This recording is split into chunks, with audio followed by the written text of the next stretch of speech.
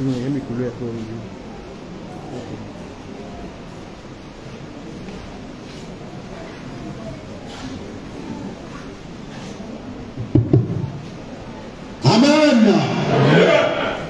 Bonjour tout le monde.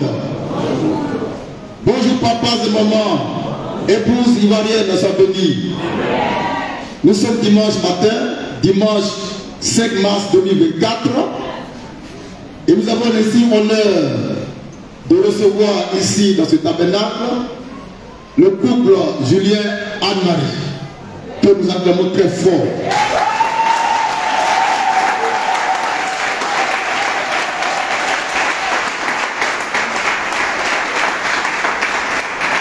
Amen. Le frère Julien est venu avec son témoin, son papa, je crois. Son témoin, je vous salue.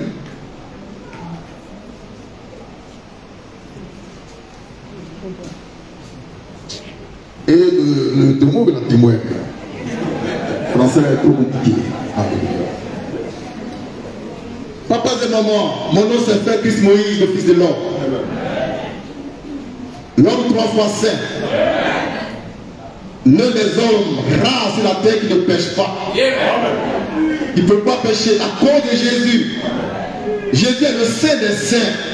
Il habite en moi, je ne suis pas un pécheur. Tu vois moi de faiblesse, mais Dieu dit je ne suis pas un pécheur. De ce matin, je m'adresse au saint, au fils de Dieu, aux filles de Dieu. Et le thème que je vais aborder, qui est écrit au tableau, est le suivant: l'époux ne va plus tarder. Mais avant cela, je voudrais qu'on lise ici avec moi, en haut, en rouge.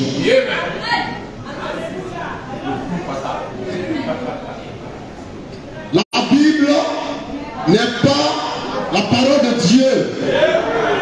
C'est frappant. C'est inquiétant. Ça semble dangereux même. Mais pourquoi il veut dire que la Bible n'est pas la parole de Dieu? Je vais expliquer ça avant d'entamer mon thème. On prend deux écritures de la Bible. On prend deux versets dans la Bible. N'importe laquelle.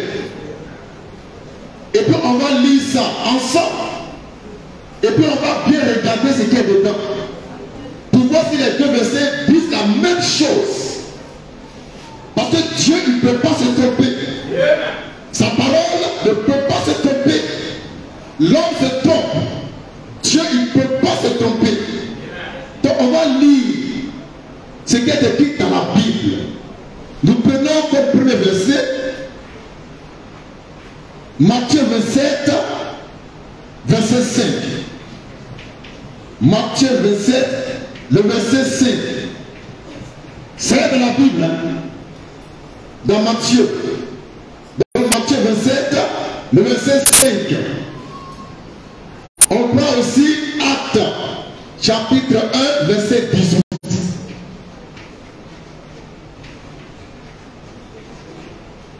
Acte 1, verset 18. Le tableau, s'il vous plaît. J'ai donné deux versets bibliques qui sont écrits noir sur blanc dans toutes les Bibles. On va les lire, on va les comparer sans état d'âme, sans émotion, sans préjugés. Ça va? Nous lisons Matthieu 27, verset 5. Lecture. Judas, Judas, jetant les pièces d'argent, jetant les pièces d'argent dans le temple, se retira et allant se pendre. Donc Judas Iscariote, quand il a vendu Jésus, on lui a remis de l'argent. C'est bien ça. Amen. Maintenant, la Bible dit que Judas, il a pris l'argent, il a fait quoi avec ça? Il a jeté dans le temple. Il a jeté ça dans le temple. Et puis il est parti se pendre. Donc l'argent est dans le temple. Judas allait mourir hors du temple. Qui comprend ça? Amen.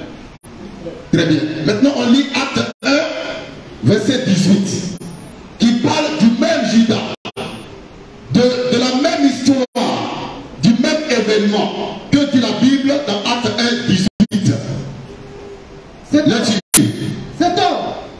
Cet homme ayant acquis un champ avec le salaire du crime est tombé, il s'est rompu par le milieu du corps. Donc dans Acte 1, 18, Judas a pris l'argent, il a acheté un champ. Vous suivez? Dans Matthieu 27, 5, on dit il a mis l'argent, il a acheté ça dans le temple. Et puis il allait se tuer. Mais dans Acte 1, 18, il a pris l'argent. Il n'a pas jeté. Hein? Il allait payer cher et puis il s'est pendu là-bas. Donc entre les deux versets là, qui dit vrai?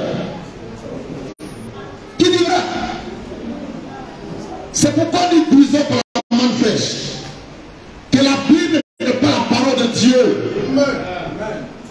Cependant, dans la Bible, il y a la parole de Dieu qu'il faut discerner. Et ce matin, j'ai choisi des versets qui sont la parole de Dieu. C'est pourquoi sois tranquille avec ta Bible. Amen. Merci.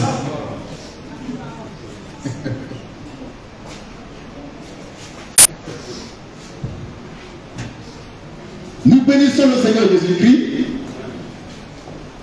qui a fait une promesse à l'Église par rapport à sa seconde venue et à l'enlèvement. On va lire ça et puis je vais rapidement faire des petits commentaires pour votre édification. Nous lisons Matthieu 25, verset 1, verset 10. Matthieu 25, verset 1 au verset 10. Lecture. Alors, lecture. Le royaume des cieux sera semblable à 10 vierges. À 10 vierges. Qui ayant pris leur lampe. Ayant pris leur lampe. Allaient à la rencontre de l'époux. Allaient à la rencontre de l'époux. 5 d'entre elles étaient forts. Et 5 sages.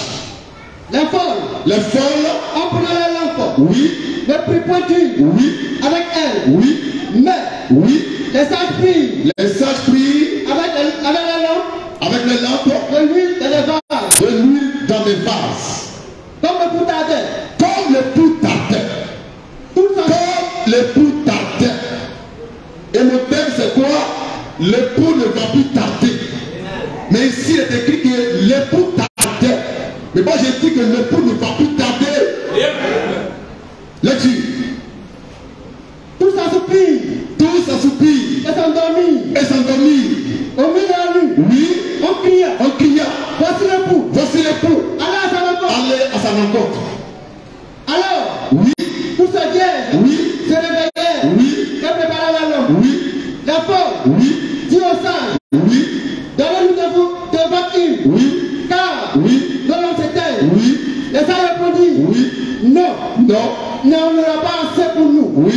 Et pour vous. Oui. Allez plutôt. Oui. Je sais qu'en vendre. Oui.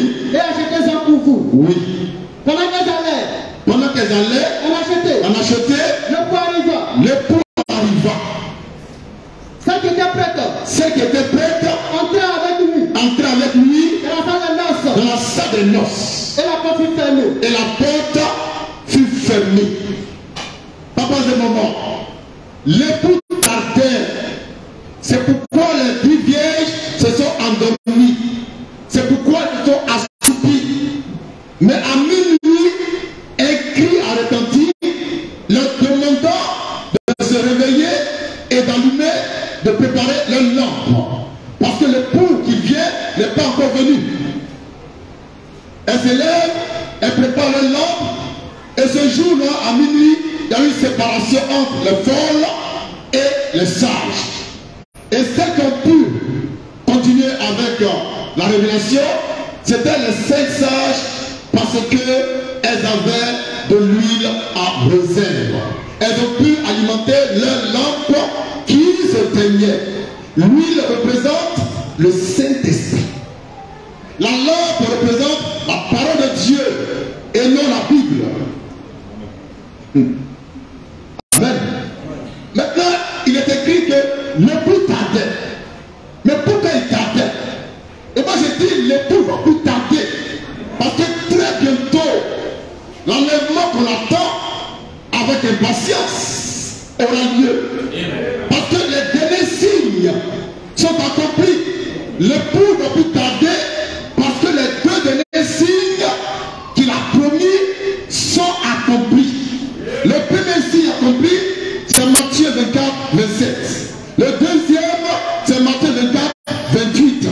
Ces deux signes-là étaient accomplis, l'époux ne va plus tarder. Il y a un signe prophétique dont Jésus a parlé de façon voilée. Il s'agit de ce qui s'est passé au temps de Noé et qui se passe aujourd'hui. Au temps de Lot et qui se passe aujourd'hui. Au temps de Lot, il s'est passé quoi? Au temps de Lot, les hommes allaient avec les hommes. On appelle ça l'homosexualité. Les hommes couchaient avec les hommes. On te dit, c'est une abomination de l'homme couche avec un homme comme on couche avec une femme. Mais au temps de Lot, les hommes allaient avec les hommes. Les femmes aussi allaient avec les femmes. On appelle ça l'homosexualité. Mais aujourd'hui, regardez autour de vous. Vous trouverez certainement un PD. Ou des PD. Des homosexuels. Les hommes ne veulent plus se marier à des femmes. Ils se marient avec les hommes. Pour accomplir une parole de Dieu qui annonce la seconde venue de Christ. Donc l'époux va plus tarder parce que les signes sont parfaitement accomplis. Et je suis le signe que Dieu a accompli. Je suis comme une horloge. Observe-moi. Connais-moi. Écoute-moi. Et tu vas partir dans l'époux. L'époux va plus tarder. Ce matin, nous avons un époux et une épouse. Ils sont entrés ici dans la salle de noces avec acclamation. Ça, c'est l'image du vrai mariage entre le Christ et son épouse. Son épouse, c'est les vierges sages. Les chrétiens authentiques qui ne pêchent pas. Les chrétiens qui pêchent ne sont pas de Dieu. Jésus viendra chercher les chrétiens, les vrais chrétiens qui ne pratiquent pas le péché, qui sont ni adultères, ni fornicateurs, ni menteurs, ni idolâtres, ni cupides, des gens saints et saints. C'est ça qu'il vient chercher. Et c'est pourquoi l'apôtre dit que Dieu prépare une épouse sans ride, ni tache, ni rien de sang, glorieuse et sainte. On peut dire ça. Une épouse sainte, une église sainte. Mais ça veut dire quoi une église sainte? Ça veut dire que les membres de l'église sont saints.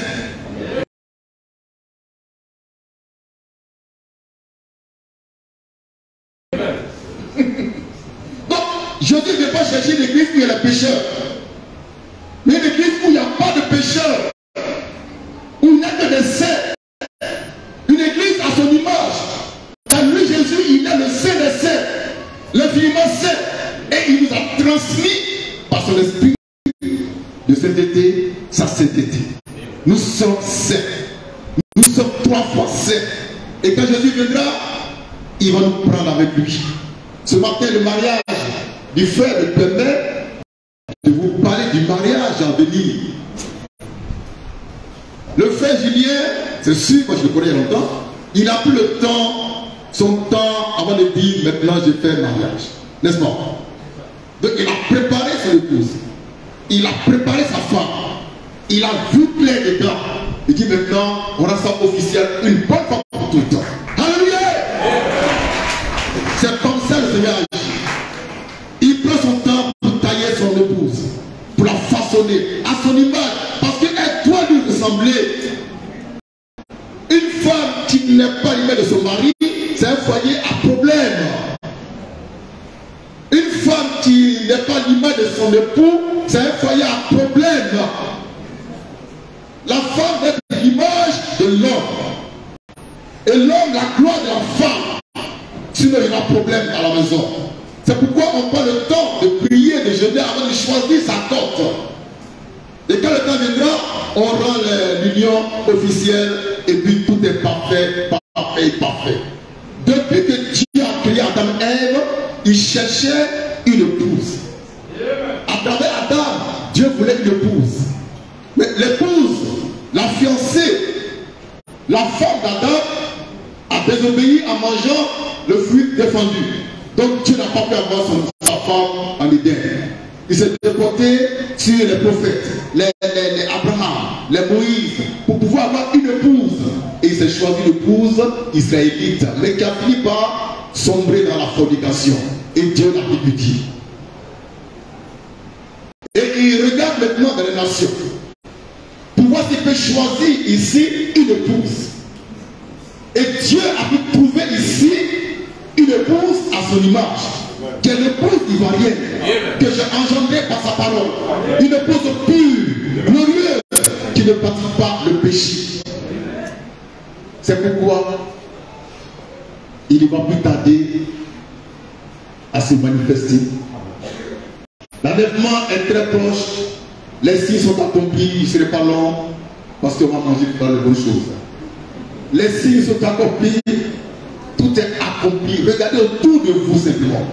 Vous allez voir que partout le péché passe son plein, même dans les églises. Le péché est entré dans les églises. Du pasteur au dernier, c'est des pécheurs. Le pasteur est capable de prendre ta femme. On va dire c'est Dieu qui l'a dit ça. Dieu ne lui a rien dit. Dieu ne peut pas prendre la femme de quelqu'un pour la quelqu'un. Mais ils vont t'effrayer. Et puis tu vas tomber dans le piège. Il y a beaucoup de prophètes ici qui ont rasé les femmes des gens. Ils ont cassé les foyers. Ils ont brisé les foyers. Ici on ne fait pas ça. Nous respectons le choix des gens. Julien n'est pas mal fait. Il va le devenir aujourd'hui. Alléluia. Sa femme est ici avec nous. Et quand elle m'a dit que bon, son mari va se marier, je dis mais c'est une bonne idée, une bonne chose. Et puis après, on vient ici. Je dis mais gloire à Dieu. Et il a dit ton mari, il est respectueux. En tout cas, moi, il est respectueux. Il est respectueux. Il vient la dépose là, et puis il va à la maison. Ça fait par là. Mais il y a des gens, ils vont chercher à faire par là dans ça. Surtout que j'ai écrit ici, la Bible n'est pas la parole de Dieu. Alléluia. Alléluia. Alléluia. Nous sommes. Merci. Vous aussi. Allez. On va passer au jour. Merci.